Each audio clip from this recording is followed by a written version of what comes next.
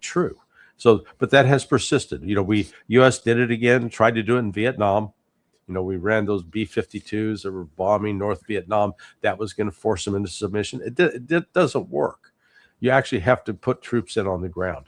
And the United States is not willing to do that, not willing, and actually lacks the force structure now to do that.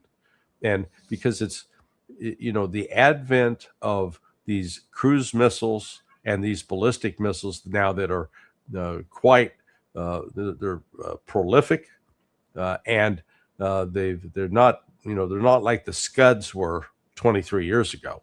There have been significant advances, and then the drones. So you've now taken away the ability of a country like the United States to send a force overseas into an assembly area, because you have to have an assembly area for those forces to get together, to get their resources in place so that they can then launch a ground operation.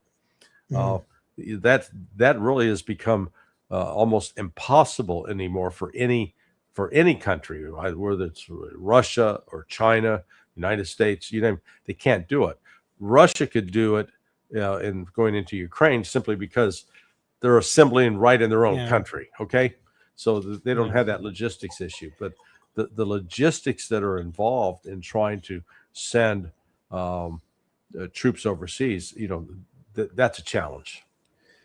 So let's go with the scenario that the war has not ended for whatever reason, whether Trump has not achieved his objectives, whether this is all a facade right now with a planned operation to continue. Obviously, we'll put ground operation aside because it just does sound suicidal based on everyone I speak to, or most people I speak to. So if the war will continue, what would you expect to happen? What would make most sense on the American side?